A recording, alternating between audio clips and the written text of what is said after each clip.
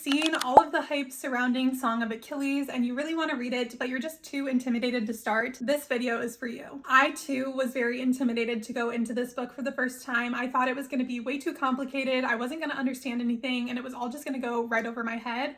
And I am happy to say that I was so wrong. But if you want to get into Madeline Miller and Greek mythology for the first time, I don't think that this is the book you should start with. I think that you should start with her short story, Galatea. This is literally 26 pages long. It is such a quick read. This will give you a really good taste of Madeline Miller's writing style and also be a really quick, easy introduction into Greek mythology. This short story is based on the Greek myth about a man who carved the perfect woman from stone and then she came to life to be his wife. It is a very feminist and empowering story about the strength of women. I loved this little short story more than words can even say. I give this a 5 stars. If you like this, you will definitely like her other books. After you finish Galatea, I would then suggest picking up Song of Achilles. This is her most popular work for a reason. This is one of the best books that I have ever read in my entire life. This is the story of 2 companions who form a romantic bond that is probably the most beautiful and gut-wrenching love story you will ever read. It follows Achilles, who is strong, swift, beautiful, and irresistible to all who meet him, and Patroclus, a awkward young prince who has been exiled from his homeland. The 2 of them are brought together by chance and the story unfolds from there. And I know it's a little intimidating and scary to start a book like this for the first time, but just trust me, you can do it. If I could understand this book,